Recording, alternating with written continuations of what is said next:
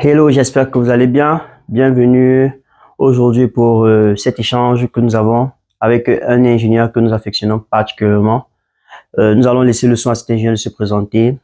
Aujourd'hui, lors de cet échange, nous allons principalement donc aborder pas mal de thématiques qui nous permettent, entre autres, de pouvoir informer nos cadets sur les différentes difficultés que peut rencontrer un ingénieur en ce qui concerne l'insertion socio-professionnelle. Et nous allons entrer en particulier donc sur des thématiques phares dans le pays dans lequel nous sommes. Donc, quand je parle des thématiques phares, c'est par exemple en ce qui concerne les minéraux de développement, les terres rares, comment est-ce qu'on peut les utiliser pour pouvoir s'en sortir en ce qui concerne le Cameroun, en ce qui concerne l'Afrique centrale en général. Donc, aujourd'hui, nous allons essayer de parler de tout cela et nous avons un expert du domaine avec nous qui va nous permettre donc de comprendre de fond en comble quelle est la portée géostratégique, quelle est la portée entrepreneuriale que peuvent avoir les minéraux de développement en ce qui concerne le développement économique et durable du Cameroun. Alors, dans la même optique, donc, je vais donc laisser donc le soin donc à notre ingénieur donc de se présenter et de nous donner d'une certaine façon quel est son parcours jusqu'à présent, son parcours académique, son parcours scolaire, son parcours universitaire et nous dire effectivement qui il est et qu'est-ce qu'il fait aujourd'hui en ce qui concerne son diplôme d'ingénieur. Merci.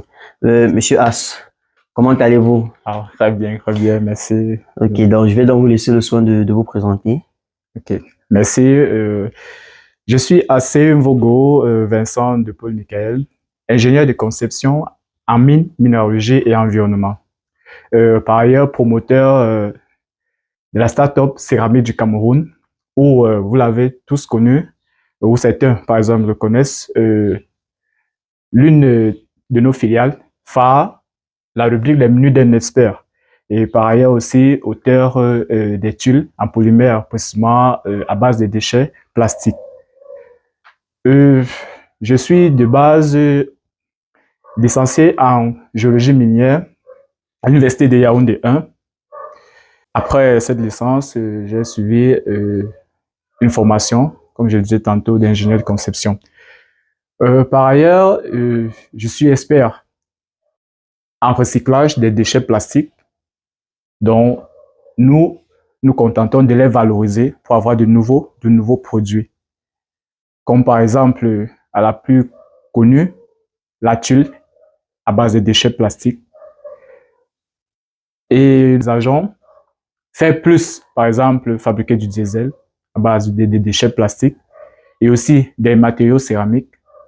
Pourquoi pas, comme nous sommes là pour le minéraux de développement, il sera question de voir beaucoup d'aspects, comment les utiliser pour pouvoir faire croître l'économie de notre pays. Donc, c'est ça. Merci. Ok, merci beaucoup, Monsieur Vogo. Alors, particulièrement, vous avez fait comprendre que vous avez été licencié à l'école de géologie à l'université filière géologie. Alors, comment est-ce que vous avez eu l'idée de rejoindre l'école de géologie et d'exploitation minière de l'EGM à Minganga? Est-ce que c'était calculé? Est-ce que ça a été sous une orientation? Est-ce que c'est quelqu'un qui vous a recommandé cette école ou alors ça a été une passion naturellement? Et pourquoi est-ce que lorsque vous avez rejoint cette école, vous avez principalement décidé de prendre la filière traitement des minerais? Pourquoi? Merci pour la question. Nous allons dire que pour moi, déjà, le domaine minier, c'est toute une passion, en fait. Le moment était tellement difficile, on peut le dire.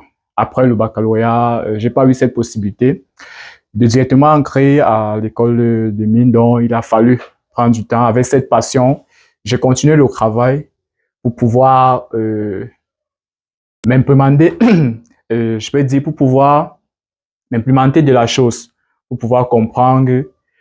Et pour cette raison, il fallait entrer à l'université pour faire géologie où on avait de la géologie de base, donc géologie générale, avec toujours cette idée, parce qu'au départ, devenir ingénieur de mine, c'était toute une passion et plus que un métier pour moi en fait. Donc c'est où j'ai continué avec cette motivation pour pouvoir m'adapter et entrer à cette prestigieuse école de mine. Donc c'est un peu. Ok, ok. Donc, si je comprends bien, la mine pour vous a toujours été une passion. Passion. Oui. La mine a été une révélation. Vous avez choisi de rejoindre le secteur minier camerounais. Alors, est-ce que lorsque vous avez choisi de rejoindre ce secteur-là, vous étiez déjà conscient des enjeux? Vous étiez déjà conscient de ce que vous souhaitez apporter dans le secteur minier camerounais? Et vous étiez déjà conscient, par exemple, que vous allez travailler dans le secteur des minéraux de développement? Merci déjà. Connaissant la réalité de notre environnement, il était question pour moi au préalable, étant à l'université, de comprendre ces, ces différents problèmes que l'on rencontre dans ce secteur.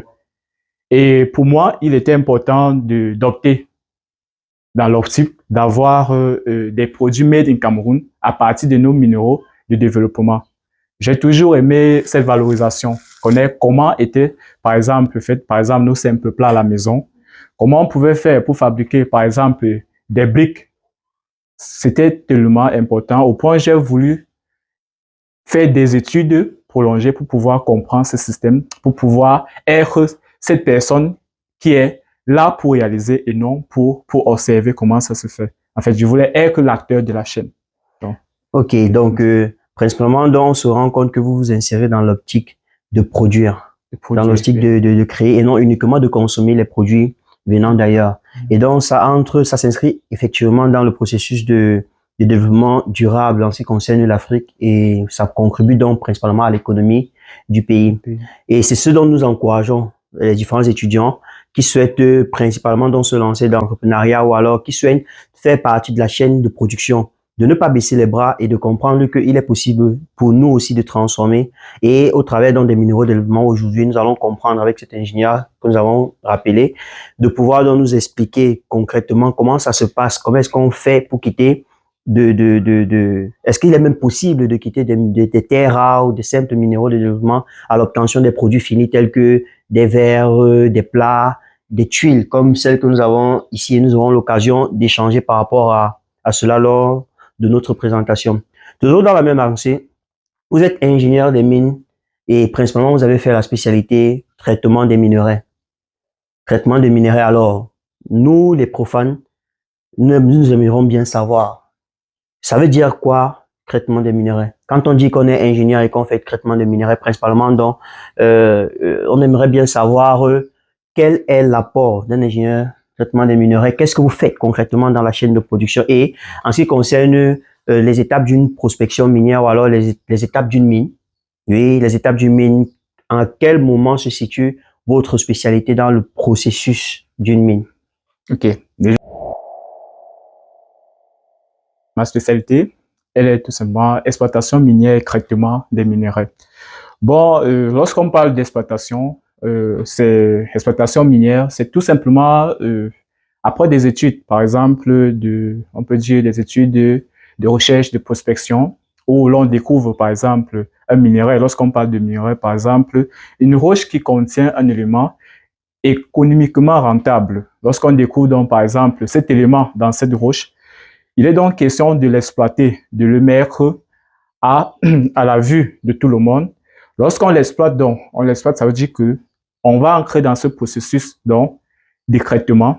Et lorsqu'on parle donc d'écrêtement, le traitement en réalité ici, c'est le séparer je peux dire des débris qu'on appelle généralement des gandes. Donc, lorsqu'on a généralement une roche, un minerai en face de nous, l'objectif du minerai, c'est par exemple à la découverte, par exemple la recherche géologique, si on arrive par exemple à déterminer, par exemple ici, on veut par exemple, notre minerai par exemple est un minerai de cuivre.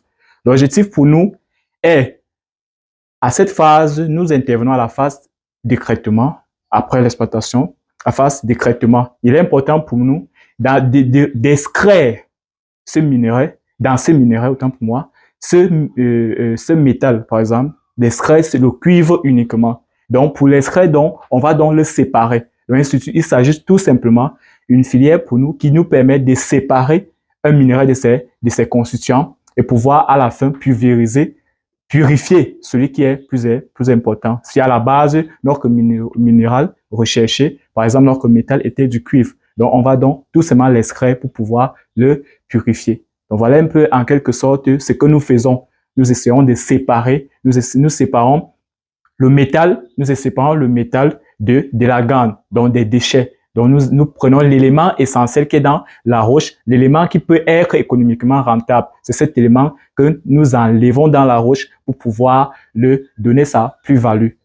Donc, voilà un peu en quelques mots le processus de décrètement. Donc, il s'agit pour nous d'enlever l'élément, le métal important. Ça peut être l'or dans une roche, ça peut être le diamant, ça peut être le fer. Il est donc important pour nous de l'enlever pour pouvoir le purifier afin d'être commercialisé. Alors, si je comprends bien, vous intervenez en ce qui concerne le processus d'une mine. Vous intervenez principalement au niveau de la phase de traitement. Alors, la phase de traitement qui vient aussi, c'est qui est une chaîne au niveau de la phase de production. Ça veut dire qu'une fois la prospection effectuée, on a identifié les zones favorables à l'implantation du minerai. On a pris la phase d'exploitation.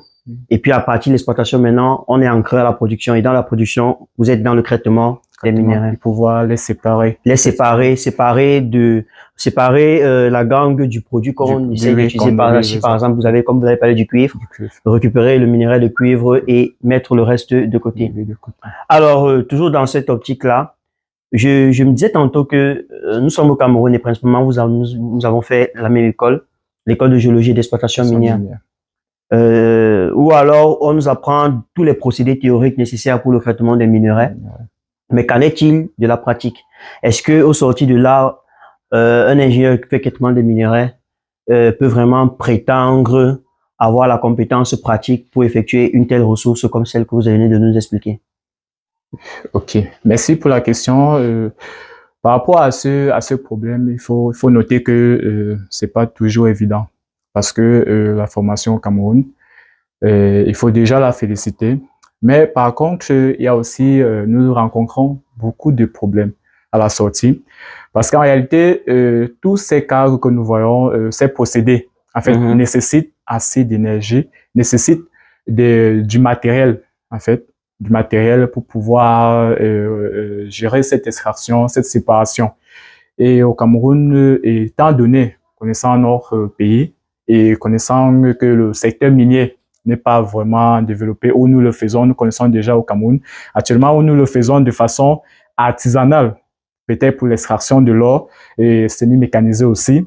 Cela est vraiment très complexe pour nous à la sortie de pouvoir directement expérimenter cela. Mais il faut donc noter quand même que avec des chances, des possibilités, peut-être des introductions dans des entreprises ou des stages, nous avons la possibilité, par exemple, actuellement au Cameroun, de pouvoir assister, par exemple, au processus, par exemple, de flottation. Il concerne aussi un processus de séparation, de flottation, pour pouvoir voir comment on essaye d'extraire, de séparer ces éléments de la gamme, par exemple, de l'or, dans des zones naturellement comme la région de l'Est, par exemple, la région du Sud.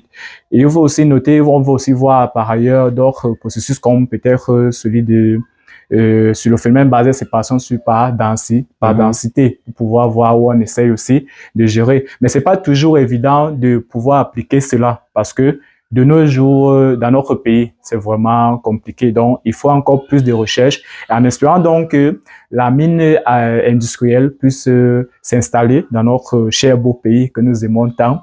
On espère qu'on pourra réellement appliquer cela, mais sinon, pour nous, jeunes ingénieurs, c'est encore compliqué d'appliquer cela parce que nous n'avons pas sous nos mains les équipements nécessaires.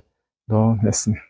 Ok, effectivement, vous soulevez un problème très important parce que on se rend compte que nous recevons dans nos écoles de formation une compétence qui est certes excellente, mais qui nous éloigne parfois de la pratique et du contexte dans lequel nous nous situons. Alors, vous avez par exemple soutenu un diplôme d'ingénieur des mines et exploitation et traitement des minerais. On suppose que vous êtes sorti et vous avez fait le maximum que l'école vous demandait. Vous avez effectué des stages.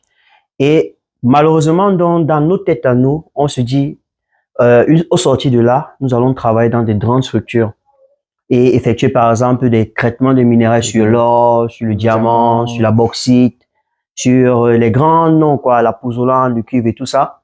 Maintenant, la difficulté, on sait tous quelle est la difficulté en ce qui concerne les sessions socio-professionnelles, que ce soit pour un ingénieur des mines ou alors un ingénieur de toute autre école que nous avons à disposition. Alors, là, face à cette difficulté-là, face à cette difficulté, ne pensez-vous pas, vous en tant qu'ingénieur de traitement des minerais, qu'il serait important pour les jeunes de se tourner vers les terres rares. Vous faites principalement dans ce qu'on appelle le traitement des minerais.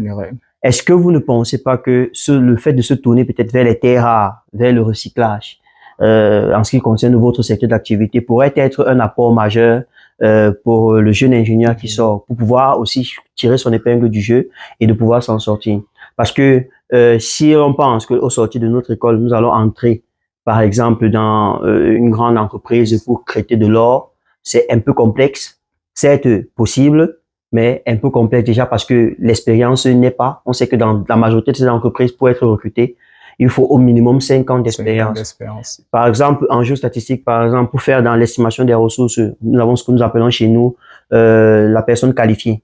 Et la personne qualifiée se doit d'avoir au minimum en fonction des codes, 5 ans d'expérience. Alors, venant de sortir d'une école, ça ne fait pas 2 ans, 3 ans, 1 an, vous ne pouvez pas prétendre avoir l'expérience qui est demandée dans les différentes entreprises. Comment donc tirer son épingle du jeu? Quand on sait que la fonction publique, par exemple, ne peut pas recruter tous les ingénieurs, et on n'a pas assez d'entreprises minières au Cameroun, du moins pas à notre connaissance, qui puissent être capables de recruter tous les ingénieurs miniers qui sont sortis des écoles du Cameroun. Comment donc, en tant que traitement des minerais, pouvez-vous sortir votre épingle du jeu? Qu'est-ce que vous pouvez conseiller à nos cadets ou alors qu'est-ce que vous-même vous êtes en train d'implémenter dans cette optique-là? La question est vraiment très intéressante parce que de nos jours au Cameroun, le secteur minier n'est pas évident. On espère peut-être dans l'avenir, ce secteur deviendra vraiment un secteur à féliciter. Il faut noter que moi, je suis déjà très fier par rapport à la question parce que, en réalité, aujourd'hui, je travaille sur des minéraux de développement, sur le recyclage des déchets plastiques. Et il faut noter que l'Afrique a besoin de ces jeunes, de ces ingénieurs qui réfléchissent pour pouvoir valoriser ce qu'on appelle les richesses. Et cette richesse vient donc de ces minéraux de développement. Je peux prendre par exemple mon cas, pour mon mémoire de fin de formation d'ingénieur de conception, j'ai eu à travailler sur la fabrication des tuiles en polymère, donc où j'ai travaillé sur la caractérisation, par exemple des quartzites, pour fabriquer des tuiles en polymère, pour pouvoir montrer l'importance de créer un matériau du génie civil qui sera plus durable que nos tôles que nous avons actuellement. Il était donc important pour moi. Ce qu'il il faut déjà connaître qu'il est important de valoriser les 17 objectifs du développement durable. Et ces objectifs du développement durable entrent aussi d'une partie dans les minéraux de développement. Par exemple, comme jeune ingénieur, par exemple en exploitation et traitement des minerais, qu'est-ce qu'il faut par exemple conseiller à ce jeune dans des écoles de formation? Ils voient généralement ces principes de créage, de broyage. Ces éléments peuvent les servir par exemple à utiliser à fabriquer par exemple, avoir des matériaux de construction tels que le sable, le gravier, où ils pourront déterminer une certaine granulométrie et pouvoir vraiment obtenir cela et pouvoir accélérer ce secteur minier. Quand on va quitter par exemple de ces minéraux de développement, on va par exemple aller aussi dans le cadre par exemple des matériaux de construction, on va aller par exemple dans le cadre des minéraux industriels. Aujourd'hui, qu'est-ce qu'on va remarquer? Il y a des minéraux industriels, par exemple de l'argile. Par exemple, on va parler de l'argile, du phosphate et autres. Aujourd'hui, de leur côté à l'extérieur, par exemple de l'argile qu'on utilise pour fabriquer par exemple on peut prendre nos plats par exemple à la maison. On utilise pour fabriquer nos carreaux à la maison, qu'on utilise même pour fabriquer des émaux. Cette couche transparente qui est généralement sur nos plats ou nos carreaux. Tout ça, c'est à partir des minéraux de développement. Donc, tout simplement, à partir des minéraux industriels. Lorsqu'on va revenir sur les minéraux, par exemple, métallifères, où on va voir, par exemple, où certains utilisent généralement des éléments, par exemple, pour pouvoir faire peut-être des émaux, comme je le disais, à partir peut-être des éléments tels que le zinc, le cuivre.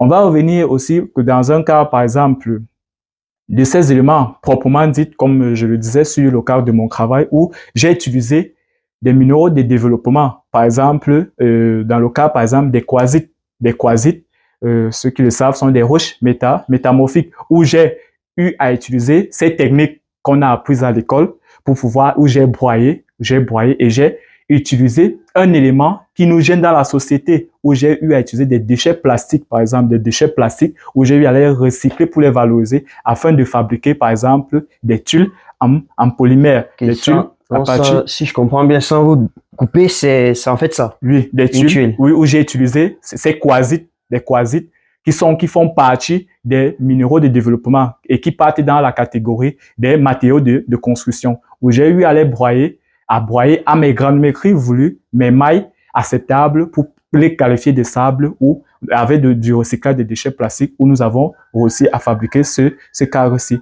Donc, il faut aussi noter, par exemple, quand on parle d'argile, aujourd'hui, il y a certains, par exemple, des matériaux de construction, tels que des briques autobloquantes, des briques à terre cuite, des briques en béton, des briques terre cuite, par exemple, des briques que ça soit aussi en mortier ou autre, où on utilise aussi ces minéraux de développement du sable et autres pour pouvoir valoriser cela. Donc, c'est important de dire aux jeunes ingénieurs maintenant de ne pas s'aligner sur le fait que, OK, à l'école, j'ai fait exploitation minière et traitement des minerais. Ça veut dire ce que je m'attends, c'est que, OK, je vais aller travailler dans une grosse culture. Et la chance que nous avons dans notre école, c'est déjà que en dehors de ces procédés de traitement, nous voyons aussi ces autres éléments qui concernent la céramique, la fabrication des produits céramiques, des plats, des verres et autres. Et plus loin aussi, nous faisons des cours, par exemple, sur la cimenterie, où on vous apprend à fabriquer du ciment. Ce sont des atouts qui reviennent encore, par exemple, dans les terres rares, qui font partie des minéraux de développement. Ça permet de voir, par exemple, aujourd'hui, où les gens, certains utilisent certains engrais qui sont faits à base des terres rares. Et aussi, nos éléments à la maison, peut-être des fusils, par exemple, qu'on utilise des terres rares et beaucoup plus de choses. Donc, il est donc important, lorsqu'on parle du génie minier, plus précisément la spécialité exploitation minière et traitement de minerais, de ne pas se limiter sur des procédés chimiques, mais aussi de voir cet aspect de minéraux de développement. Comment valoriser notre Afrique. Aujourd'hui, par exemple, avec cette tuile, nous sommes sûrs de la mettre sur un toit sans moindre geste où nous pouvons marcher sur nos toits et nous voyons que nos produits sont écologiques et c'est très important parce que à base de ces produits, nous n'avons pas ces produits, nous rencontrons avec des toitures qui se rouillent après peut-être 3 ans. Ce monsieur, le gars est rassuré. Ce monsieur est rassuré. Ce monsieur, on peut dire, cette tuile, elle est parfaite et on peut dire que c'est une tuile qu'on peut dire une maison pour la vie.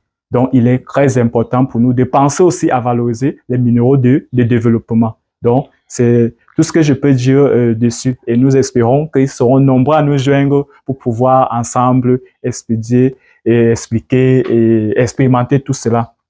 Ok, je vous remercie déjà pour ce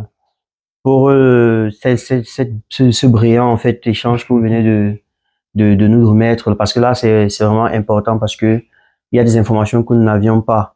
Et puis moi je trouve ça encore plus intéressant. Pourquoi? Parce que vous avez eu la possibilité d'aller au-delà. Généralement, le souci que nous rencontrons, c'est que on a tendance à effectuer un ensemble de tâches sans produit fini.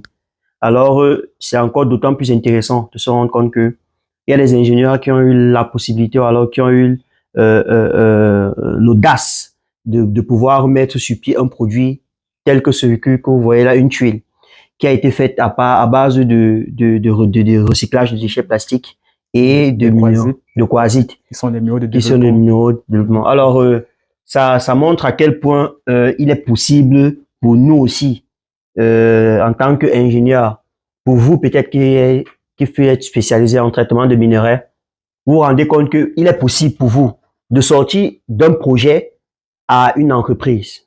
Parce qu'en fait, il faut se rendre compte que c'est ça l'objectif. Notre objectif au travers de ce que nous venons de faire, c'est de vous faire comprendre que vous êtes capable de quitter d'un projet à une entreprise. Parce que ceci que nous tenons sur pied, c'est une entreprise. C'est une entreprise qui est certes à ses débuts, mais qui peut donner des produits intéressants. Avec déjà un objectif comme celui-ci, avec déjà un produit fini comme celui-ci, on est capable déjà de se projeter dans l'avenir et de se rendre compte que on est capable d'atteindre. Et je vous rassure déjà, c'est un sacrifice énorme.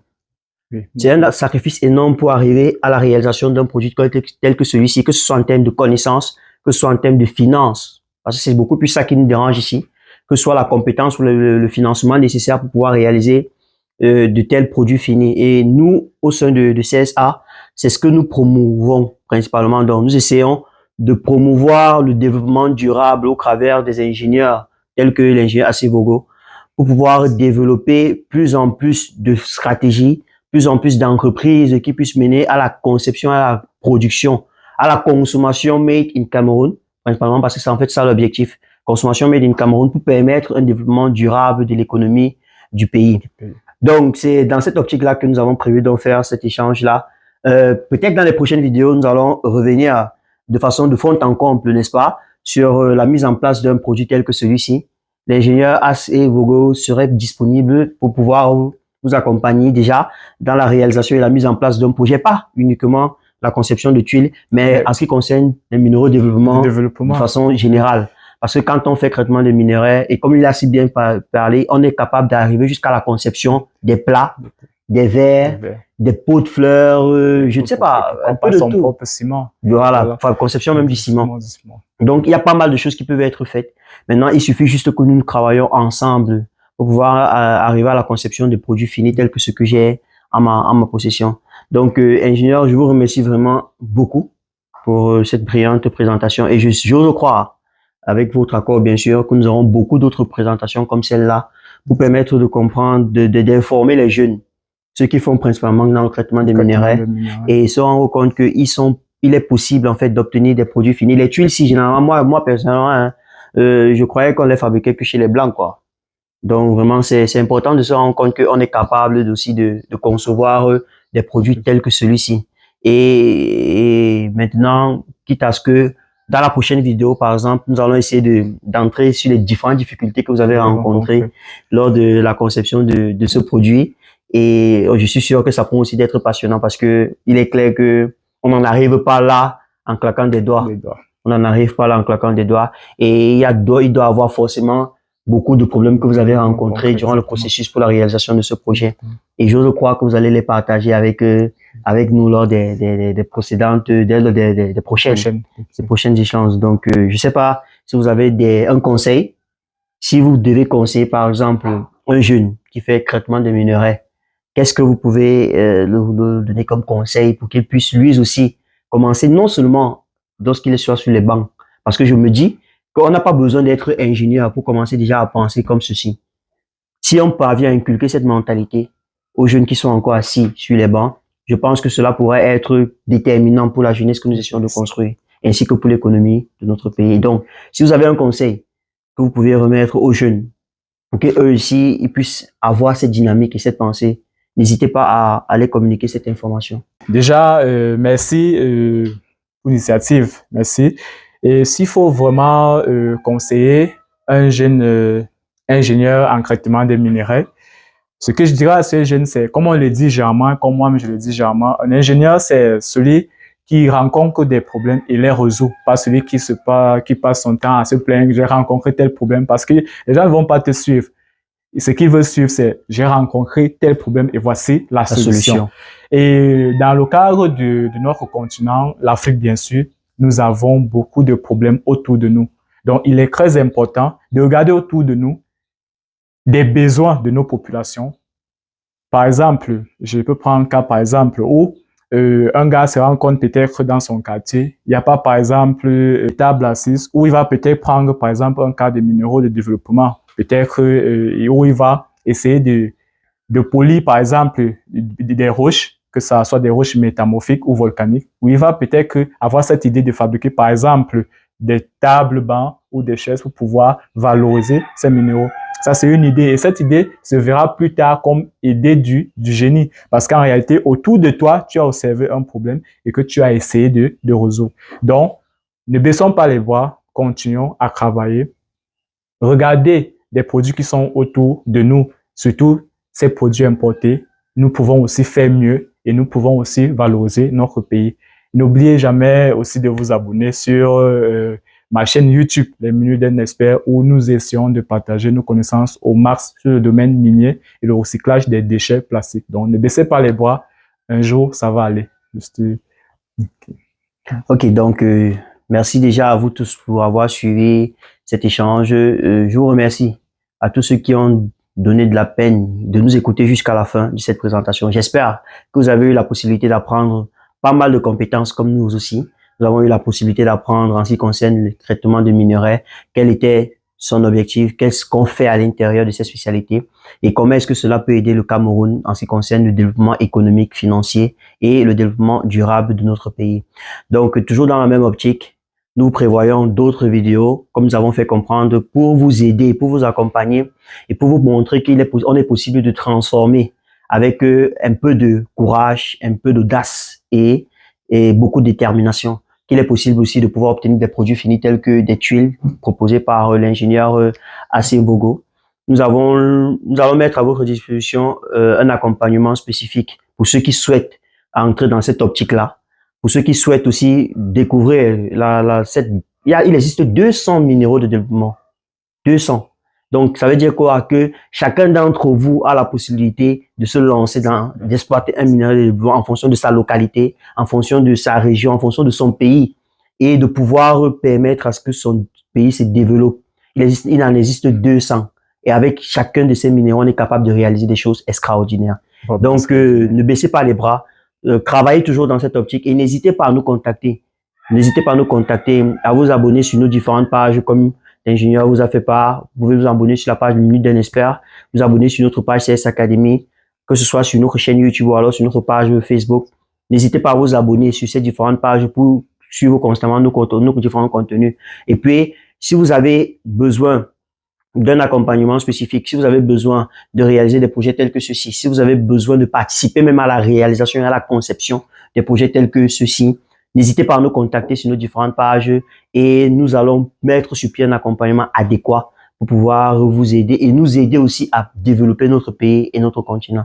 Donc, c'était ce podcast scientifique, on va dire ça comme ça, pour vous permettre à vous et à nous, n'est-ce pas, de pouvoir apprendre pas mal de compétences sur le développement durable, sur le traitement des minerais, sur l'entrepreneuriat de façon générale. Je pense qu'on peut caractériser cela d'entrepreneuriat minier. Exactement. Et je crois que dans les prochaines vidéos, nous allons donc essayer de revenir de façon détaillée sur ce que c'est que le traitement des minerais et les processus mis en place. Voilà, les différents procédés au fur et à mesure sur ces traitements. Effectivement, sur les différents procédés que nous pouvons utiliser pour pouvoir arriver à tel ou tel objectif. Voilà, donc, exactement. pour ceux-là qui ont des projets et qui souhaiteraient bénéficier d'un accompagnement spécifique, n'hésitez pas à nous contacter pour pouvoir bénéficier donc de cela. Donc, nous vous remercions d'avoir suivi cette présentation et on se retrouve pour les prochaines présentations. Merci.